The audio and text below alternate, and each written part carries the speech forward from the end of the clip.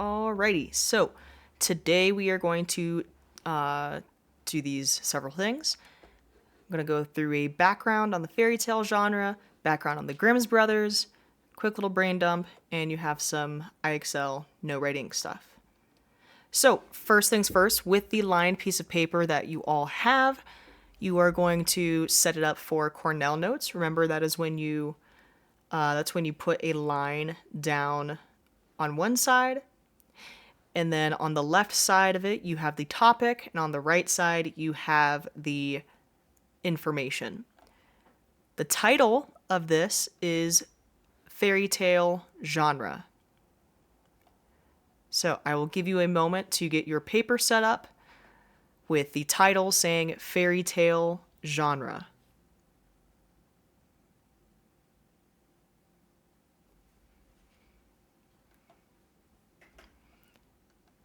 So, with fairy tales, a lot of you have probably already heard of several of these. We have lots of examples. So, a lot of fairy tales start with Once Upon a Time. On the left, you can see some other examples such as Rumpelstiltskin, Beauty and the Beast, Hansel and Gretel, Snow White, Aladdin. And then on the right, we have Shrek. Shrek has a ton of different fairy tale examples in it. Alrighty, here's what a fairy tale is. You don't have to write this exactly as it appears, but I need you to jot down the highlights of what this says. So, a fairy tale, it is a short story that belongs to the folklore genre. These stories typically feature magic or enchantments and mythical or fanciful beings / creatures. Now, I want you to think, what other genre have we studied is similar to this? Right, fantasy, the fantasy genre. It has a lot of those same elements, such as having magic and a lot of mythical creatures. So, the tough thing is that there's a lot of debate in the literary world on how fairy tales can even be classified, but there is one mainly accepted definition, which is that it's a tale, which is just another word for story, of some length involving a succession of motifs or episodes. All that means is that it's a story that has a lot of the same themes that pop up. It moves in an unreal world without definite locality or definite creatures and is filled with the marvelous. All that means is that it doesn't have to take place in, or the place that it takes place in doesn't have to be defined, so it doesn't have to have a name, but just know that where these stories take place is somewhere that is not real. And then the definition continues, in this Never Never Land, humble heroes kill adversaries, succeed to kingdoms, and marry princesses. So it's just finishing it off by saying you will see a lot of the same types of characters and creatures pop up doing fantastical things. Okay, here is your next topic. Characters and creatures. So this should be written on the left side of your paper. Characters and creatures.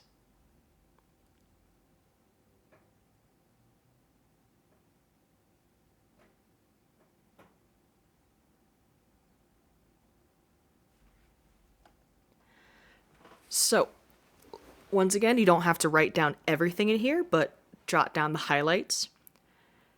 The characters and motifs of fairy tales are simple and archetypal. So all this is saying is that you will see a lot of the same types of characters pop up again and again. They're pretty simple. There's not much to them. They tend to stick to the behaviors that are assigned to them.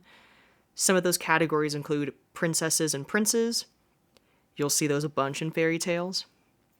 Usually in the case of a prince seeking a princess or a princess wanting to get married to a prince. Additionally, we have ogres and giants, dragons, and trolls. They are creatures, and they tend to be associated with more of the villainous side. So they tend to be not the good guys, or they'll be the ones that get in the way of the heroes. We have wicked stepmothers and false heroes.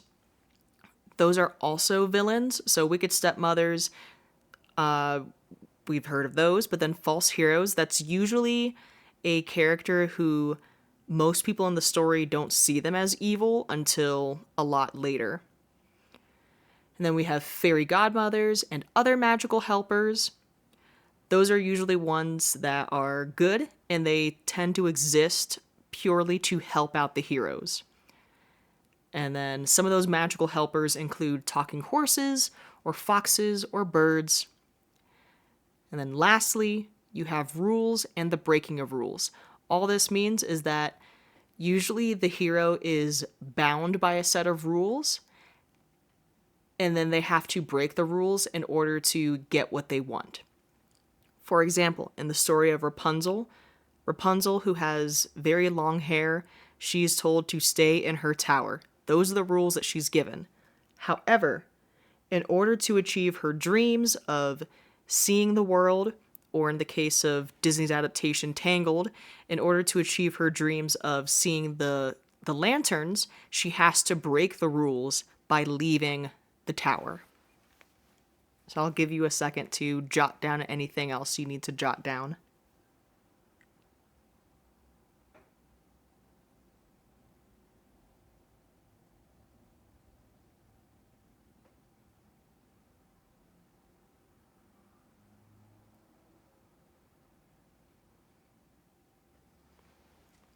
All right, moving on. Okay, this is your next topic, history of fairy tales. I'll give you a moment to write that down. This is your next topic. It will be on the left side of your line.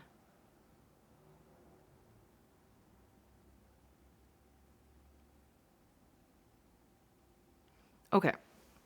And also, if you don't get all this, the slides are also in Google Classroom, so don't worry. All right. So fairy tales, they occur both in an oral form and in a literary form. So for the most part, fairy tales were told just through talking. So people would gather around and someone would verbally tell the story. It took a while for things to be written down. So because of this, there are a lot of versions of fairy tales, because it's like playing telephone. You say something, you hope the next person says it the same way, but it might be a little different. Maybe because they forgot, or because they want to add some things they think it's more interesting. Because of that, there's a lot of different versions of fairy tales all throughout the world.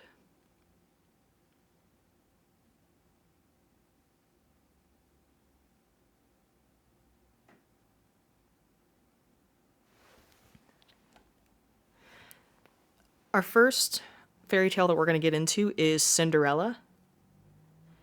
I'm just showing some examples of versions of Cinderella that exist. So we have Adelita, which is from Mexico. We have Anklet for a Princess, which is from India. We have Mufaro's Beautiful Daughters, which is from Zimbabwe. We have Riesel's Riddle, which is set in Poland. We have Cinderella, which is set in Hawaii. We have The Golden Sandal, which is set in the Middle East. We have The Irish Cinderlad, which is set in Ireland. There's The Persian Cinderella, which was set in Persia, which is now Iran. We have The Rough-Faced Girl, which is set in Canada from the Algonquian peoples. We have Ye Shen, which is from China. However, we will be reading the German version of Cinderella, specifically the Brothers Grimm version. This is your last topic. On your paper, on the left side, write down the Brothers Grimm.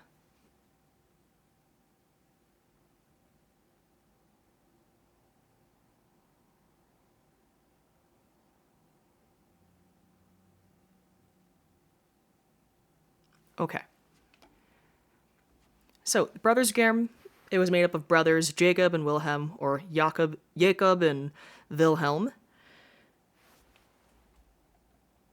They were German academics. There's a lot of information on here, but the most important thing for you to know is that because of the work that they did involving folklore and writing down a lot of these stories, that really helped with people studying the German language. So, because of that, the German language is able to grow and expand because people were able to read these stories and study these stories. And a lot of cultural pieces within the German culture were also embedded into these stories, and therefore more people were able to learn about the German culture, learn about the German language, and it was able to be preserved because it was written down and written down so well.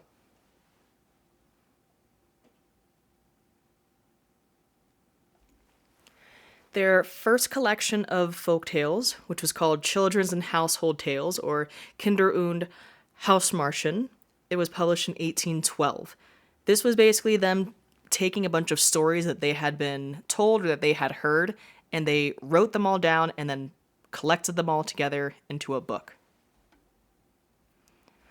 So, some examples of stories that they helped popularize were Cinderella, The Frog Prince, Hansel and Gretel, Rapunzel, Rumpelstiltskin, and Snow White.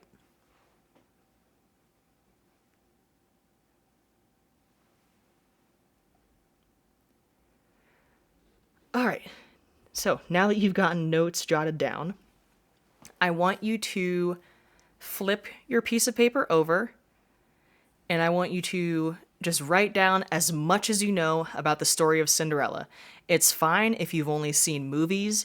It's fine if you've only seen trailers. It's fine if you've just heard the name and that's it. I just want you to write down everything you know about the story. Take 3 minutes to do that.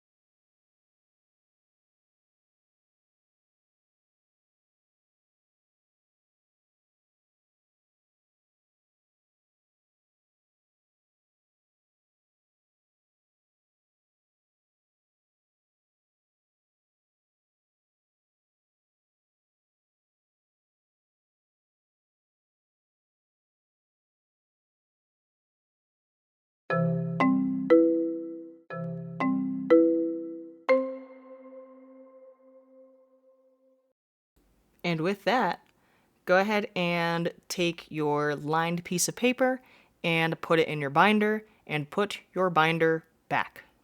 That is all.